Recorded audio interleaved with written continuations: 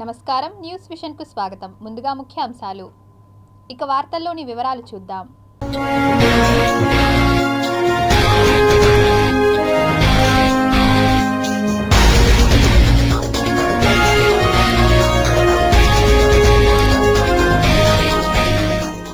సోమాలియాపై America వైమానిక దాడి, 3 ఉగ్రవాదుల హతం.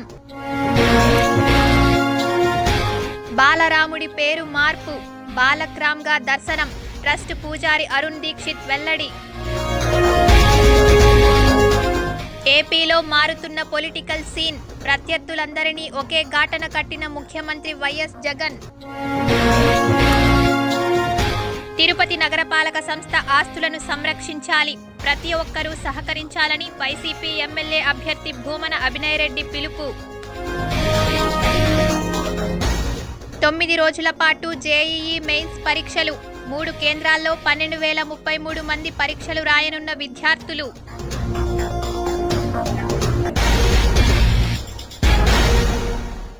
ఆంధ్రప్రదేశ్ రాష్ట్రంలో పొలిటికల్ హీట్ కాకరేపుతోంది. అధికార వైఎస్ఆర్సీపీ ఒకవైపు, మిగతా ప్రతిపక్ష పార్టీలన్నీ మరోవైపు మోహరించడంతో రణరంగాన్ని తలపిస్తోంది.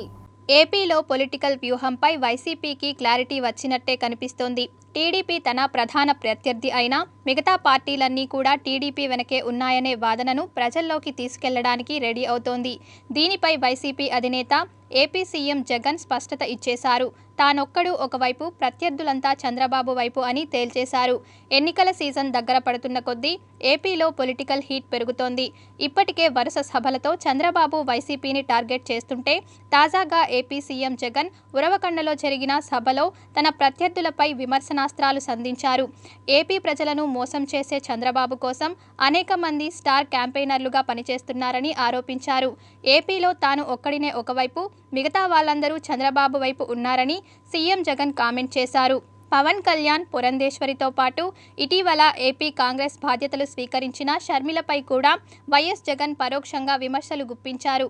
ఇప్పటి వరకు చంద్రబాబు, పవన్ కళ్యాణ్ను లక్ష్యంగా చేసుకుని సీఎం జగన్ విమర్శలు చేస్తూ వచ్చారు. తాజాగా బీజేపీలోని కొంతమందితో పాటు కాంగ్రెస్ను కూడా వైసీపీ అధినేత టార్గెట్ చేయడం ప్రాధాన్యత సంతరించుకుంది. ఏపీలో రాబోయే ఎన్నికలు వైసీపీ వర్సెస్ మిగతా పార్టీలు అన్నట్లుగా మారబోతున్నాయని సీఎం జగన్ మాటలను బట్టి అర్థమవుతోంది. తిరుపతిని మహానగరంగా తీర్చిదిద్దే క్రమంలో మున్సిపల్ కార్పొరేషన్ ద్వారా కోట్ల రూపాయలను వెచ్చించి మాస్టర్ ప్లాన్ రోడ్లను నిర్మాణం చేస్తుంటే, కొంతమంది ఆ రోడ్ల పక్కనే భవన శిథిల వ్యర్థాలను కుప్పలు తెప్పలుగా వేయడం పట్ల నగరపాలక సంస్థ తీవ్రంగా ఆక్షేపిస్తోంది. తిరుపతి మహానగరంగా రూపుదిద్దుకుంటున్న క్రమంలో మున్సిపల్ కార్పొరేషన్ ద్వారా నగరాన్ని సుందరంగా తీర్చిదిద్దడం కోసం రోడ్డుకు ఇరువైపులా అందమైన పూల మొక్కలను నాటడం, డివైడర్లు ఏర్పాటు చేయడం వంటివి చేస్తుంటే, కొంతమంది మాత్రం మాస్టర్ ప్లాన్ రోడ్లను అందవికారంగా మారుస్తున్నారు. రోడ్లను నిర్మాణం చేయడం ప్రభుత్వం బాధ్యతే అయినప్పటికీ వాటిని పరిశుభ్రంగా ఉంచుకోవడం ప్రజలందరి బాధ్యత. కానీ కొంతమంది నిర్లక్ష్యపు ధోరణితో కొత్త రోడ్లపై చెత్తా చెదారం వేస్తుండడం కార్పొరేషన్ అధికారులను ఆగ్రహానికి గురిచేస్తోంది. భవన శిథిల వ్యర్థాలని ఇలా బాధ్యతారాహిత్యంగా రోడ్ల పక్కన డంప్ చేస్తే ఇక నుంచి సహించేది లేదని మున్సిపల్ కార్పొరేషన్ తరపున డిప్యూటీ మేయర్ భూమన అభినయ్ రెడ్డి హెచ్చరించారు. మన తిరుపతిని పరిశుభ్రంగా ఉంచుకుందాం, అందరికీ ఆదర్శంగా నిలుద్దాం అనే నినాదంతో కలిసి నడుద్దామని ఆయన పిలుపునిచ్చారు. తిరుపతి నగరంలో నూతన రోడ్లను ప్రజల సౌకర్యార్థం మున్సిపల్ కార్పొరేషన్ వారు నిర్మిస్తూ ఉంటే, కొంతమంది ఈ కన్స్ట్రక్షన్ మెటీరియల్ని ఈ కొత్త రోడ్ల పక్కన డంప్ చేయడం అన్నది చేస్తున్నారు. దీన్ని తీవ్రంగా మేము ఆక్షేపిస్తున్నాం. విలువైనటువంటి ప్రజా సంపదను ధ్వంసం చేసేటటువంటి కొంతమంది కుటిలమైన వ్యక్తుల ప్రయత్నాల ద్వారా తిరుపతి నగరం అందం చెడిపోతోంది. మొన్నటి రోజున తిమ్మినాయుడుపాలెం 80 అడుగుల రోడ్లో నేను ప్రయాణిస్తున్నప్పుడు నా కంటి ఎదుటనే చెత్తతో నిండినటువంటి ట్రాక్టర్ అక్కడ ఆ చెత్తని డంప్ చేయడానికి పూనుకుంటున్నప్పుడు వాళ్ళని పట్టుకోవడం జరిగింది. ఆ ట్రాక్టర్ని సీజ్ చేశాం. గతంలో 2-3 సంఘటనలు కూడా ఇలా జరిగినప్పుడు తీవ్రంగా హెచ్చరించినప్పటికీ ఇలాంటి పద్ధతే కొనసాగుతుంది. ఏ ఒక్క ట్రాక్టర్ యజమానిని ఉపేక్షించేటటువంటి పరిస్థితి ఉండబోదు. ప్రజలు ఎవరైనా, కాంట్రాక్టర్లు ఎవరైనా వారి ఇంటి దగ్గర ఉన్నటువంటి వ్యర్థాలను, శిథిలమైనటువంటి కట్టడాల వ్యర్థాలను తరలించి ఊరి అవతల వేయమని చెప్పినప్పుడు మీకు అంత దూరం ప్రయాణించేటటువంటి పరిస్థితి కన్నా దగ్గరలో ఉన్నటువంటి రోడ్లకు పక్కన డంప్ చేసేద్దామన్న మీ ఆలోచన చాలా తప్పు. మీరు మరొక మారు మాకు కానీ మా కంటికి కానీ కనపడితే మీ ట్రాక్టర్లను పూర్తిగా సీజ్ చేస్తామన్న విషయాన్ని కూడా నేను ప్రముఖంగా తెలియజేస్తున్నాను. తిరుపతి ఎస్వి యూనివర్సిటీ ఎంప్లాయ్మెంట్ కార్యాలయం మోడల్ కెరీర్ సెంటర్లో బుధవారం జాబ్ మేళా నిర్వహించారు. ఎస్వీయూలోని ఎంసీసీ కార్యాలయంలో ఏర్పాటు చేసిన జాబ్ మేళాకు నిరుద్యోగ యువతీ యువకులు హాజరయ్యారు. రన్స్టాన్ ప్రైవేట్ లిమిటెడ్, గ్రీన్వెల్ కంపెనీల ప్రతినిధులు ఇంటర్వ్యూ చేశారు. 10వ తరగతి, ఇంటర్, ఐటీఐ, బీఎస్సీ, ఎంపీసీ పూర్తి చేసిన అభ్యర్థులు పెద్ద సంఖ్యలో హాజరయ్యారు. మొత్తం 300 ఖాళీలను భర్తీ చేయనున్నట్లు ఎంసీసీ కార్యాలయ అధికారి శ్రీనివాసులు పేర్కొన్నారు. ఈరోజు ఎస్వి యూనివర్సిటీ ఎంప్లాయ్మెంట్ బ్యూరోలో జాబ్ మేళా కండక్ట్ చేయడం జరుగుతుంది. ఈ జాబ్ మేళాకి 3 కంపెనీలు పార్టిసిపేట్ చేస్తున్నాయి. Randstad, Greenwell and New Link companies. ఈ కంపెనీలో వచ్చేసి 10th, intermediate, degree, ITI qualification ఉన్న పిల్లలందరూ రావచ్చును. ఈ జాబ్ మేళాలో వచ్చేసి ఈ 3 కంపెనీల ప్రతినిధులు పాల్గొని క్యాండిడేట్స్ని సెలెక్ట్ చేయడం జరుగుతుంది. కావున అభ్యర్థులందరూ ఈ అవకాశాన్ని వినియోగించుకోవాల్సిందిగా కోరుచున్నాం. ముందు ఎన్రోల్ చేసుకోవాల్సిన అవసరం లేదంటే ఈరోజు డైరెక్ట్గా వచ్చి జాబ్ మేళాలో పాల్గొనవచ్చు అభ్యర్థులంతా. ఏపీఎస్ఆర్టీసీలో యాక్సిడెంట్ ఫ్రీ డ్రైవింగ్ లక్ష్యంగా డ్రైవర్లు సర్వీస్ చేస్తూ ప్రయాణికులను సురక్షితంగా గమ్యస్థానాలకు చేర్చాలని, తద్వారా సంస్థకు మంచి పేరును తీసుకురావాలని ఏపీఎస్ఆర్టీసీ బోర్డు డైరెక్టర్ రాజారెడ్డి కోరారు. నేషనల్ డ్రైవర్స్ డే సందర్భంగా తిరుపతి అలిపిరి డిపోలో వేడుకలను ఘనంగా నిర్వహించారు. సంస్థ పురోభివృద్ధిలో కీలక భూమిక పోషిస్తున్న డ్రైవర్లను అభినందిస్తూ ఏర్పాటు చేసిన కార్యక్రమానికి ముఖ్య అతిథులుగా APSRTC director Raja Reddy, Tirupati regional manager Chengal Reddy, deputy CTM Bhaskar Reddy హాజరయ్యారు. ఆర్టీసీ డ్రైవర్స్ ఏపీఎస్ఆర్టీసీలో అనేక సంవత్సరాల నుంచి పనిచేస్తుండేటటువంటి మిత్రులందరూ కూడా మరి వాళ్ళు అపాయింట్ అయిన రోజు నుంచి 36 సంవత్సరాలు 40 సంవత్సరాలు పనిచేసినటువంటి వ్యక్తి ఒక్క సింగిల్ యాక్సిడెంట్ కూడా లేకుండా రిటైర్ అయ్యడం ఒక ఏపీఎస్ఆర్టీసీలోనే జరుగుతూ ఉంది. ఎక్కడ జరగాల భారతదేశంలో. అట్లాంటి ఇండస్ట్రీలో పనిచేసే డ్రైవర్లందరికీ నేను విజ్ఞప్తి చేస్తున్నా, ఏపీఎస్ఆర్టీసీ డ్రైవర్లు అపాయింట్ అయినప్పటి నుంచి మరి స్టీరింగ్ తీసుకున్న మొట్టమొదటి రోజు నుంచి రిటైర్ అయ్యి ఇంటికి పోయేంత వరకు ఒక్క యాక్సిడెంట్ లేకుండా, ఒక్క ప్రయాణికునికి దెబ్బ తగలకుండా భద్రత 100%, దాదాపు 99% ఇస్తుంది ఏపీఎస్ఆర్టీసీ. ఇది 100% రావాలి అన్నటువంటి దాన్ని మనం ఛాలెంజ్గా తీసుకొని రాష్ట్ర ప్రభుత్వం విడుదల చేసిన జీవో నంబర్ 549ని అమలు చేసి రుయా ఆసుపత్రిలో పారిశుద్ధ్య కార్మికులకు 16,000 రూపాయలు జీతం అందించాలని ఏఐటీయూసీ నాయకులు డిమాండ్ చేశారు. తిరుపతి రుయా హాస్పిటల్లో పనిచేస్తున్న పారిశుద్ధ్య కార్మికులకు జీతాలు పెంచాలని, ప్రభుత్వం విడుదల చేసిన జీవో నంబర్ 549ని అమలు చేయాలని డిమాండ్ చేస్తూ బుధవారం ఏఐటీయూసీ ఆధ్వర్యంలో పారిశుద్ధ్య కార్మికులు రుయా సూపరింటెండెంట్ కార్యాలయం ముందు నిరసన చేపట్టారు. తన సంబంధించిన అధికారులు తెలియజేసిన ఇవాళ జీవో నెంబర్ 549 జగన్మోహన్ రెడ్డి గారు రిలీజ్ చేసి వీళ్ళకి 16,000 రూపాయలు జీతాలు అని చెప్తే కరెక్ట్గా సంవత్సరం నుంచి వీళ్ళకి 11,000 రూపాయలు, 10,500, 11,500 రూపాయలు జీతం ఇస్తూ 16,000 రూపాయలు ఇచ్చినట్టు ఈ మాట డాక్యుమెంట్లో సంతకాలు పెట్టించుకొని దౌర్జన్యంగా కాంట్రాక్టర్, సబ్ కాంట్రాక్టర్ రవి అనే అతను వర్కర్స్ని నానా బూతులు మాట్లాడుతూ జీతాలు అడిగితే మీకు ఉద్యోగాలు లేవు, మీ దిక్కునని చెప్పుకొని మహిళలను కూడా చూడకుండా చాలా తీవ్రమైన మాటలు మాట్లాడుతున్నాడు. మొత్తం 4.5 సంవత్సరంగా అవినీతే జరుగుతూ ఉంది ఈ రుయా హాస్పిటల్లో. సూపరింటెండెంట్ గారికి డైరెక్ట్గా మేము డబ్బులు ఇస్తామని కాంట్రాక్ట్ చెప్తా ఉన్నారు. కానీ సూపరింటెండెంట్ గారు పోయి మాట్లాడుతూ ఉంటే ఆయన ఏమీ నోరే మెదపడు, నవ్వుతూ ఉంటాడు, ఇట్టట్టు అంటాడు అంతే. ఆయన ఈ పరిష్కరించలేదని కూడా చెప్పడు. అలాంటి సూపరింటెండెంట్ మనకు ఇక్కడ తిరుపతి రుయా హాస్పిటల్కు ఉండడం కూడా కరెక్ట్ కాదనేది ఏఐటీసీగా మేము భావిస్తున్నాం. కానీ వాళ్ళు కాంట్రాక్టర్ ఎవరు చెప్పి సూపరింటెండెంట్కి డబ్బులు ఇస్తామని చెప్తా ఉన్నారో మాతో అది నిజమే అవుతుంది. ఇందాక చెప్పినట్టు ఏ బుద్ధుల్లో అయినా కాంట్రాక్టరు ఇలాంటి చీపురు కట్టించి మీరు పని చేయండి అని అంటే సూపరింటెండెంట్ ఏం చేస్తున్నాడు అని చెప్పి మేము అడుగుతాము. ఇది చీపురు కట్టేనా అని అడుగుతున్నాం. కాంట్రాక్ట్ వచ్చినప్పుడు ఇచ్చిన చీపులు కట్ట, ఈ చీపులు కట్టతో మీరు రోడ్డంతా శుభ్రం చేయాలా, వీధులంతా శుభ్రం చేయాలా, వార్డంతా శుభ్రం చేయాలా అంటే ఏ రకంగా సాధ్యం అవుతుంది? సూపరింటెండెంట్ గారు ఏం చేస్తున్నారని చెప్పిన ప్రశ్న. శేషాచల అడవుల్లో చిన్నారి లక్షితపై దాడి చేసిన చిరుత కథ మిస్టరీగా మారుతోంది. పట్టుకున్న 6 చిరుతల్లో 3ంటిని వివిధ ప్రాంతాల్లో విడిచిపెట్టాక తాజాగా మరో చిరుతను నల్లమల ఫారెస్ట్లో విడిచిపెట్టింది అటవీ శాఖ. 6 నెలల్లో 6 చిరుతలను బంధించిన అటవీశాఖ లక్షితను పొట్టన పెట్టుకున్న చిరుతను గుర్తించేందుకు మరింత కాలం పడుతుందా? అసలు ఇప్పటిదాకా పట్టుకున్న చిరుతల్లో లక్షితను చంపిన చిరుత ఉందా? ఐసర్ సైంటిస్టులు సేకరించిన నమూనాల ఫలితాలు ఎప్పుడు వస్తాయి అన్న ప్రశ్నలకు సమాధానాలు రావడం లేదు. అసలు ఆ రిపోర్ట్లో ఏముందని అటవీశాఖ భావిస్తోంది? శేషాచలం కొండల్లోని చిరుతల సంచారం నడక మార్గాల్లోని భక్తులను గత 6 నెలలుగా బెంబేలెత్తిస్తున్నాయి. గతేడాది జూన్ ఆఖరిలో 5 ఏళ్ల కౌశిక్పై దాడి, ఆగస్టులో 10 ఏళ్ల లక్షితపై దాడి చేసిన చిరుతలు ఇప్పటికీ నడక మార్గంలో తమ ఉనికిని చాటుకుంటున్నాయి. తిరుమలకు నడక మార్గాల్లో చేరుకునే భక్తుల్లో భరోసాను కల్పించే ప్రయత్నం చేసిన టీటీడీ, అటవీశాఖ సహకారంతో అనేక చర్యలు చేపట్టింది. ఇందులో భాగంగానే 6 చిరుతలను బంధించింది. నడక మార్గానికి దగ్గరగా వచ్చే చిరుతలను కెమెరా ట్రాప్స్ ద్వారా గుర్తించి బోన్లు ఏర్పాటు చేసి బంధించింది. ఇప్పటిదాకా 6 చిరుతలను పట్టుకొని అందులో 3ంటికి విముక్తి కలిగించిన అటవీశాఖ నిన్న మరో చిరుతను నల్లమల ఫారెస్ట్లో విడిచిపెట్టింది. ఇంకా 2 చిరుతల విషయంలో ఎలాంటి నిర్ణయం తీసుకోని పరిస్థితి నెలకొంది. అలిపిరి నడక మార్గంలోని 7వ మైలు వద్ద రిపీటర్ రూమ్ వద్ద గతేడాది జూన్ 23 రాత్రి కర్నూలు జిల్లా ఆదోనికి చెందిన కౌశిక్పై చిరుత దాడి చేసి గాయపరచగా, అదే ప్రాంతంలో 24న ఉదయానికి చిరుతను బంధించిన అటవీశాఖ తలకోన అటవీ ప్రాంతంలో వదిలిపెట్టింది. ఆ తర్వాత ఆగస్టులో లక్షితపై దాడి చేసి చంపిన చిరుతను బంధించేందుకు టీటీడీ, అటవీశాఖ ఆపరేషన్ చిరుత చేపట్టింది. అప్పటి నుంచి ఇప్పటిదాకా 6 చిరుతలను అటవీశాఖ బంధించగా, నడక మార్గాల్లో చిరుతల భయం లేకుండా టీటీడీ పలు చర్యలు చేపట్టింది. అయితే పట్టుబడ్డ చిరుతల్లో లక్షితపై దాడి చేసిన చిరుత ఏదన్న దానిపై ఇప్పటిదాకా స్పష్టత రాకపోవడంతో అటవీశాఖలో ఆపరేషన్ చిరుత అంశం సందిగ్ధతకు కారణమైంది. భారతీయ సంస్కృతి, సంప్రదాయం, పురాతన కట్టడాలు, ఆలయాల చరిత్రను ప్రతిబింబించే పర్యాటక ప్రదేశాలను సందర్శించడం వలన మరింత జ్ఞానాన్ని పొందగలమని జాతీయ సంస్కృత విశ్వవిద్యాలయం ఉపకులపతి ఆచార్య కృష్ణమూర్తి తెలిపారు.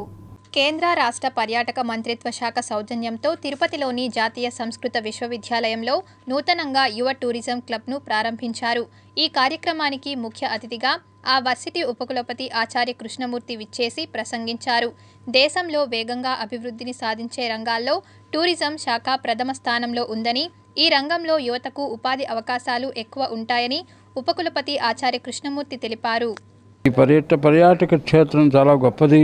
దాని గురించి పర్యటన కార్యక్రమాన్ని నిర్వహించాలి అని భారత ప్రభుత్వం మనకి ఆదేశించింది. ఈ 75 సంవత్సరాలు స్వతంత్రం వచ్చిన తర్వాత వచ్చేటువంటి కార్యక్రమాల్లో ఈ యువ టూరిజం క్లబ్ కూడా చేయాలి అని చెప్పేసి మనకి భారత ప్రభుత్వం ఆదేశించింది. ఆ ఆదేశం మేరకు మా విశ్వవిద్యాలయంలో కూడా ఈ యువ టూరిజం క్లబ్ ఒకటిని నిర్మించాలి అని సంకల్పించుకున్నాం. దీంతో మనకి ఇక్కడ స్టేట్ ఈ ప్రభుత్వం అంటే స్టేట్ గవర్నమెంట్ కూడా కొన్ని కార్యక్రమాలు నిర్వహించాలప్పుడు వారితోటి కలిసి మేము ఇంటర్నేషనల్ టూరిజం డే దీన్ని నిర్వహించుకున్నాం. చిత్తూరు జిల్లా కుప్పం నియోజకవర్గంలోని గుడిపల్లి మండలం గుతార్లపల్లిలో బీసీ కమ్యూనిటీకి చెందిన వన్నికుల క్షత్రియుల కళ్యాణ మండపాన్ని మంత్రి పెద్దిరెడ్డి రామచంద్రారెడ్డి ప్రారంభించారు. వైఎస్ఆర్సీపీ ఆధ్వర్యంలో అన్ని కులాలు అభివృద్ధి ధ్యేయంగా సీఎం జగన్మోహన్ రెడ్డి కృషి చేస్తున్నారని మంత్రి పెద్దిరెడ్డి రామచంద్రారెడ్డి పేర్కొన్నారు. అర్ధాంతరంగా నిలిచిపోయి శిథిలావస్థకు చేరిన కమ్యూనిటీ భవన్లను పునర్నిర్మాణం చేసి ఈరోజు మంత్రి చేతుల మీదుగా ప్రారంభించారు. 2 కోట్ల రూపాయలతో పునర్నిర్మాణం చేపట్టడం జరిగింది. ఈ కార్యక్రమంలో చిత్తూరు జిల్లా ఎంపీ రెడ్డెప్ప, చిత్తూరు జిల్లా పార్టీ అధ్యక్షులు ఎమ్మెల్సీ కేఆర్జే భరత్, ఎమ్మెల్సీ సిపాయి సుబ్రహ్మణ్యం తదితరులు పాల్గొన్నారు. తిరుపతి నగరంలో బాగా రద్దీగా ఉన్న ప్రాంతంలో అగ్ని ప్రమాదం చోటు చేసుకుంది. ఈ ఘటనలో ఎలాంటి ప్రాణనష్టం జరగకపోవడంతో ప్రజలు ఊపిరి పీల్చుకున్నారు. తిరుపతి టాటానగర్ తుడా కార్యాలయం వెనుక వైపు బుధవారం ఉదయం 4 గంటల సమయంలో ఓ కొయ్యల దుకాణంలో అకస్మాత్తుగా మంటలు వ్యాపించాయి. స్థానికులు గుర్తించి వెంటనే ఫైర్ స్టేషన్కి సమాచారం అందించారు. వెంటనే సంఘటనా స్థలానికి చేరుకున్న ఫైర్ సిబ్బంది మంటలను అదుపు చేశారు. కాస్త ఆలస్యమైన భారీ అగ్ని ప్రమాదం చోటు చేసుకునే అవకాశం ఉండేది. అయితే షార్ట్ సర్క్యూట్ వల్లనే ప్రమాదం సంభవించినట్లు షాప్ యజమాని రాతపూర్వకంగా ఫైర్ అధికారులకు ఫిర్యాదు చేశారని ఫైర్ ఆఫీసర్ కిరణ్ కుమార్ రెడ్డి తెలిపారు. అగ్నిమాపక వాహనం ఫైర్ స్పాట్కి వెళ్ళి అక్కడ ఫైర్ను పూర్తిగా ఆర్పివేసి రావడమైంది. ఈ అగ్ని ప్రమాదం ఎలా సంభవించిందని వివరణ కోరగా ఆయన ఎలక్ట్రికల్ షార్ట్ సర్క్యూట్ ద్వారా ఈ అగ్ని ప్రమాదం సంభవించిందని వ్రాతపూర్వకంగా రిటర్న్ స్టేట్మెంట్ ఇవ్వడం అయింది. కావున అక్కడ పంచనామా నిర్వహించి అగ్ని ప్రమాదం నందు నష్టం వివరాలు రికార్డ్ చేసి తిరుపతి ఫైర్ స్టేషన్కి రావడం అయింది. వికసిత భారత్ సంకల్ప యాత్రను జిల్లాలోని 646 గ్రామ పంచాయతీల్లో జిల్లా మండల స్థాయి అధికారుల సమన్వయంతో విజయవంతంగా నిర్వహించామని చిత్తూరు జిల్లా కలెక్టర్ ఎస్ షణ్మోహన్ పేర్కొన్నారు. బుధవారం చిత్తూరు జిల్లా సచివాలయంలోని సమావేశపు మందిరంలో వికసిత్ భారత్ సంకల్పయాత్ర కార్యక్రమ నిర్వహణకు సంబంధించిన జిల్లా స్థాయి అధికారులతో కలిసి కలెక్టర్ షణ్మోహన్, ప్రత్యేక అధికారి సచీంద్ర కుమార్ పట్నాయక్ సమీక్ష సమావేశం నిర్వహించారు. ఈ సందర్భంగా జిల్లా కలెక్టర్ ఎస్ షణ్మోహన్ మాట్లాడుతూ జిల్లాలో 2023 నవంబర్ 25న ఈ కార్యక్రమాన్ని జిల్లా కేంద్రం నుంచి ప్రారంభించడం జరిగిందని, ఇప్పటి వరకు 646 గ్రామ పంచాయతీలలో ఈ కార్యక్రమాన్ని నిర్వహించి సంక్షేమ పథకాలపై ప్రజలకు అవగాహన కల్పించడం జరిగిందని తెలిపారు. ఇంకా మిగిలిన 51 గ్రామ పంచాయతీలలో ఈ నెల 30 లోపు సంకల్ప యాత్రను పూర్తి చేస్తామని జిల్లా కలెక్టర్ షణ్మోహన్ తెలిపారు. Very happy that we have done very well, particularly in district like Awas Yojana or Har Ghar Jal Jeevan mission. We have done very well, and in some cases we are little lagging, but it is a continuous process. It's not that it's the end of the yatra is the end of the process. Finally, we have to become Viksit, that is developed. So with your effort, I definitely believe that we will do this, and Chittoor will become one of the pioneers in the country as a district. రానున్న ఎన్నికల్లో రాష్ట్రంలో Congress party 130 సీట్లు గెలిచి అధికారాన్ని చేపడుతుందని మాజీ కేంద్ర మంత్రి చింతామోహన్ ధీమా వ్యక్తం చేశారు. కాంగ్రెస్ పార్టీ నాయకులతో కలిసి తిరుపతిలో ఇంటింటి ప్రచారం నిర్వహించారు. మరి 25 లోక్సభ స్థానాల్లో 20 లోక్సభ స్థానాలు కాంగ్రెస్ పార్టీ గెలవడం ఖాయం. మరి రెండో స్థానంలో మరి తెలుగుదేశం పార్టీ, మూడో స్థానంలో జగన్ పార్టీ ఉండబోతా ఉంది. కారణం ఏమీ లేదు, దళితుల్లో గుబులు మళ్ళింది సడన్గా 3 వారాల్లో. ఎందుకు? వాళ్ళు అనుకున్న ఇళ్ళు రాలేదు, వాళ్ళు అనుకున్నటువంటి బిడ్డలకు ఉద్యోగాలు రాలేదు, వాళ్ళు అనుకున్న విధంగా స్కాలర్షిప్లు రాలేదు, వాళ్ళు అనుకున్న విధంగా ఎస్సీ ఫైనాన్స్ కార్పొరేషన్లో డబ్బు రాలేదు. చివరిది ఇది మన ప్రభుత్వం కాదు అనేది వాళ్ళకు బాగా అర్థమైపోయింది. అటు తెలుగుదేశం ప్రభుత్వం 5 సంవత్సరాలు, జగన్ రెడ్డి ప్రభుత్వం 5 సంవత్సరాల్లో దళితులకు ఆ ధీమా, ధైర్యం, ఆత్మస్థైర్యాన్ని లేకపోయినాయి. పిల్లల ప్రేమ వ్యవహారం తల్లిదండ్రులకు ఆస్తుల పంపకం వరకు దారితీసింది. చిత్తూరు జిల్లా కుప్పం నియోజకవర్గం రామకుప్పం మండలంలోని కెంచన్నబల్ల గ్రామంలోని గాంధీనగర్కు చెందిన వెంకటాచలపతి రత్నమ్మల కుమారుడు జనార్దన్ అదే గ్రామానికి చెందిన కావ్య అనే అమ్మాయిని ప్రేమించాడు. ఇద్దరి ప్రేమ శారీరక సంబంధానికి దారితీసింది. యువతి గర్భం దాల్చడంతో జనార్దన్ తల్లిదండ్రులు, అమ్మాయి వాళ్ళ తల్లిదండ్రులు ప్రేమ వివాహానికి అంగీకరించారు. అయితే అమ్మాయి తల్లిదండ్రులు అబ్బాయి తల్లిదండ్రులకి చెందిన ఆస్తులు మొత్తం అమ్మాయి పేరుపై రాయాలని పట్టుబట్టారు. వారు ససేమిరడ అనడంతో అమ్మాయి వాళ్ళ తల్లిదండ్రులు, బంధువులు అబ్బాయి ఇంటిపై దాడి చేశారు. దీంతో వారి నుంచి ప్రాణహాని ఉందంటూ అబ్బాయి తల్లిదండ్రులు వెంకటాచలపతి, రత్నమ్మ పోలీసులకు ఫిర్యాదు చేశారు. మమ్మల్ని ఎక్కువ బెదిరిస్తున్నారు. రామానికి మమ్మల్ని ఆయన గన్మేను మమ్మల్ని ఎక్కువ బాధ పెడతా ఉన్నాడు. మేము చంపేస్తాము, అక్కడ ఇక్కడ జనాలు పెడుతున్నాడు. ఇప్పుడు వారం నుండి మమ్మల్ని ఫాలో చేస్తూ ఉన్నారు. ఆడాడ జనాలు పెట్టి మమ్మల్ని బాధ పెడతా ఉన్నారు.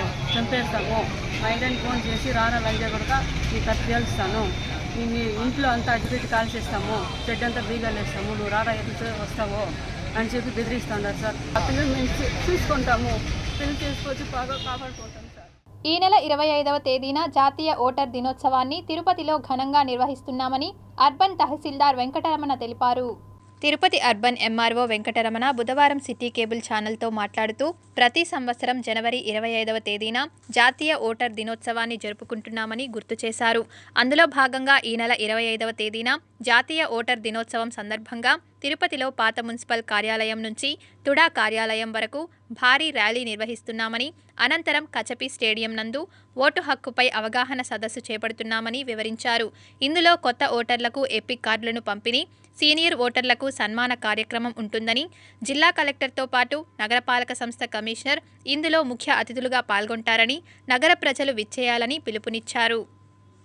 మానవహారం కచపి స్టేడియంలో మీటింగు, ప్రతి ఒక్క ఓటరు భారతదేశంలో ఉన్న ప్రతి ఒక్క ఓటర్ ఈ కార్యక్రమంలో పాల్గొని ఇంకా చేర్చవలసిన 18 సంవత్సరాల ప్రతి ఒక్క ఓటర్ కూడా ఓటర్ల జాబితాలో మీ పేరు చేర్చుకొని ఈ కార్యక్రమంలో కొత్త ఓటర్లకు ఎపిక్ కార్డులు పంపిణీ చేయబడతాయి.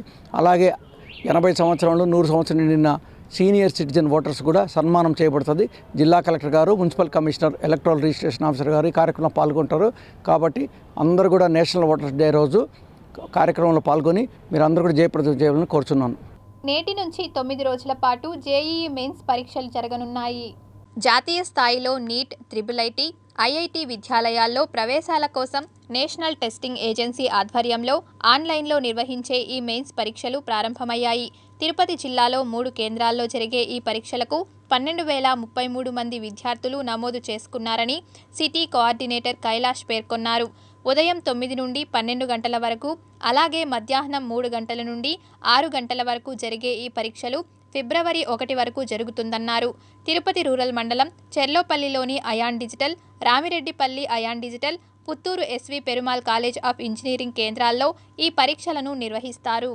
ఆంధ్రప్రదేశ్ ఆర్యవైశ్య మహాసభ పేరుతో ఈ నెల 26వ తేదీ శుక్రవారం గుంటూరులో నూతన కార్యవర్గాన్ని ఏర్పాటు చేస్తున్నట్లు సోషల్ మీడియాలో వస్తున్న వదంతులు తప్పుడు ప్రచారాలంటూ కన్యకా పరమేశ్వరి దేవస్థానం అధ్యక్షుడు పామిడి సత్యనారాయణ తెలియజేశారు. ఆర్య వైశ్యులతో స్నేహభావాన్ని పెంపొందించుకోవాలి అని అనుకుంటారు. మరి అటువంటి సందేశం ఇస్తున్నటువంటి ఆర్య వైశ్య కమ్యూనిటీని ఈరోజు ఇటువంటి వీడియోల ద్వారా జరగకూడని ఇటువంటి సమావేశాలను ఏర్పాటు చేసి ఇటువంటి అంటే రాంగ్ వీడియోల ద్వారా రాంగ్ ప్రమాణ స్వీకారాలని చేయిస్తున్నారు కొంతమంది పెద్ద మనుషులు. దాన్ని తీవ్రంగా ఖండిస్తున్నాము. ప్రస్తుతానికి మాకు ఆర్యవైశ్య మహాసభకి అధ్యక్షులు ముక్కల ద్వారకానాథ్ గారు నెల్లూరు నుడా చైర్మన్గా కొనసాగుతున్నారు. మరి అదేవిధంగా ఆర్యవైశ్య మహాసభకి అధ్యక్షులు, వారి పదవీ కాలం ఇంకా ముగియలేదు. ముగవకుండానే ఇంకొకరు గుంటూరులో ఇంకొక ప్రమాణ స్వీకారం అని తప్పుడుదో పట్టిస్తున్నారు. దీనికి సంబంధించి కోర్టులో కూడా గత వరకు ఆల్రెడీ వీళ్ళంతా ఆంధ్రప్రదేశ్లో కాకుండా తెలంగాణ రాష్ట్రానికి వెళ్ళి ప్రమాణ స్వీకారం చేసుకొని వచ్చినారు.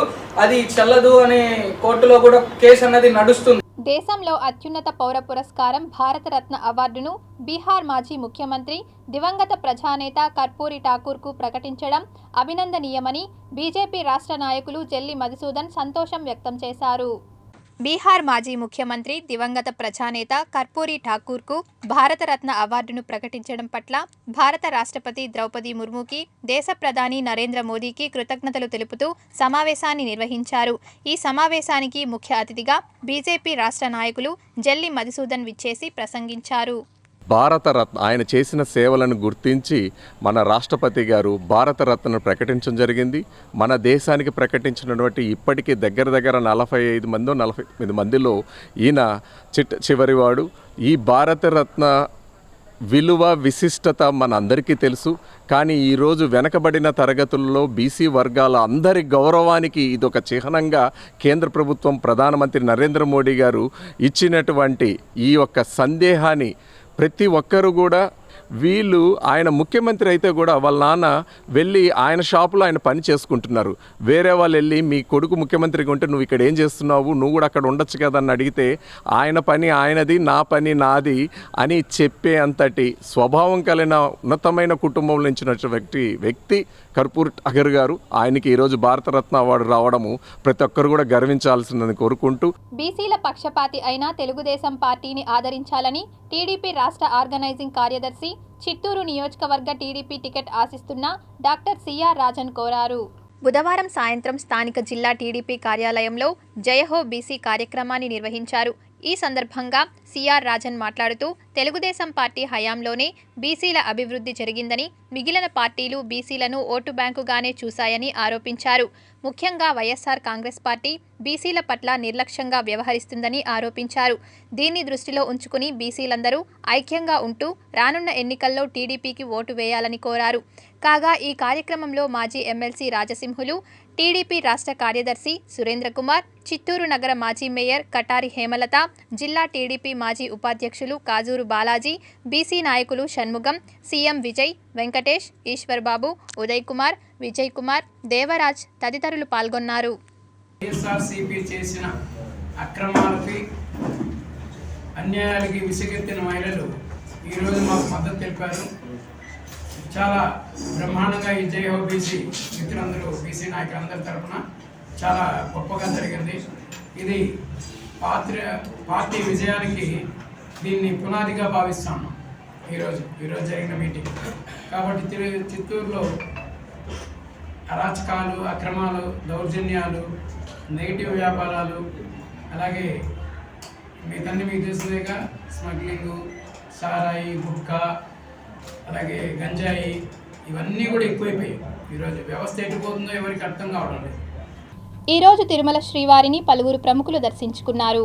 ఈరోజు ఉదయం నైవేద్య విరామ సమయంలో మాజీ Indian cricketer K Srikanth, MP Vemireddy Prabhakar Reddy, కన్నా లక్ష్మీనారాయణ, మాజీ మంత్రి పల్లంరాజు, గోవా రవాణా మంత్రి మావిన్ గోడిన్హో స్వామివారిని దర్శించుకుని మొక్కులు చెల్లించుకున్నారు.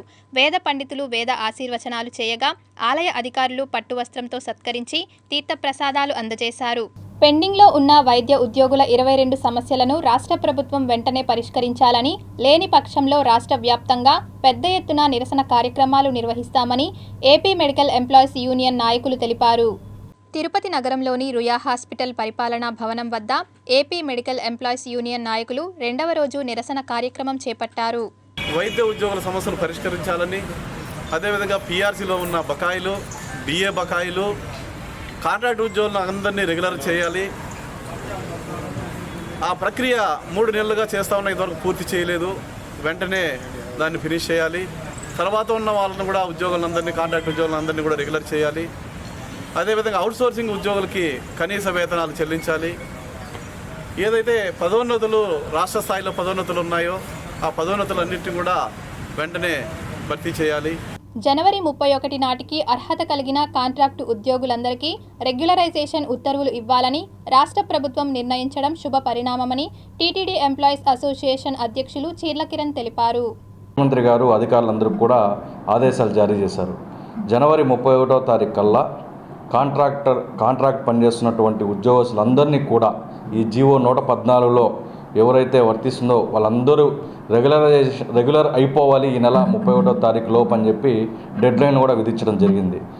కాబట్టి కాంట్రాక్ట్ ఉద్యోగులందరికీ కూడా ఇదొక శుభ పరిణామం. సాక్షాత్తు ముఖ్యమంత్రి గారే ఒక విస్తృత సమావేశం ఏర్పాటు చేసుకొని ఇలా ఆదేశాలు జారీ చేయడం, దానికి ఒక డెడ్లైన్ విధించడం. ఈ నెల 31వ తారీఖు కల్లా కూడా మీరందరూ కూడా రెగ్యులరైజేషన్ కాబోతున్నారు. మీ అందరికి కూడా ఇంకా వారం 10 రోజుల్లో మీరు కాంట్రాక్ట్లో నుంచి పర్మనెంట్ ఎంప్లాయీస్ కాబోతున్నందుకు మీ అందరికి కూడా శుభాకాంక్షలు తెలియజేస్తున్నాము.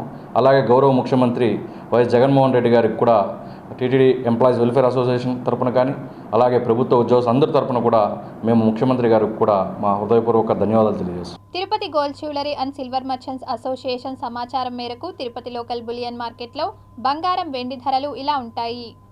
24 క్యారెట్ల అపరంజి బంగారం 10 గ్రాముల ధర 64,440 రూపాయలు. 22 క్యారెట్ల బంగారం 1 గ్రాము ధర 5,783 రూపాయలు. వెండి 1 కేజీ ధర 73,000 రూపాయలు. రిటైల్ వెండి 1 గ్రాము ధర 75 రూపాయలుగా ఉంటుంది. వార్తలు ముగించే ముందు ముఖ్యాంశాలు మరోసారి.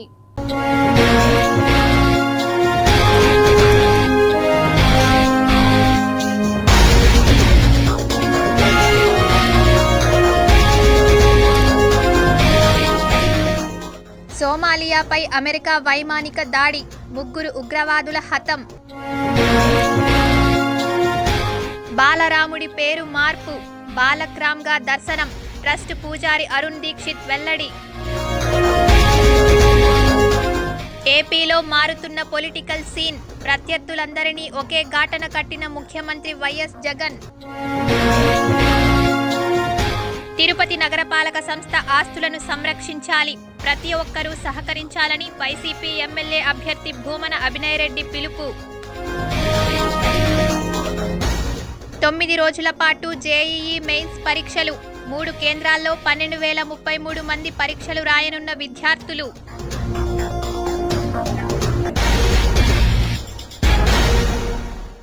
ఈ వార్తలు ఇంతటితో సమాప్తం. సమగ్ర సమాచారంతో న్యూస్ విషన్లో మళ్ళీ కలుద్దాం. అంతవరకు సెలవు. నమస్కారం.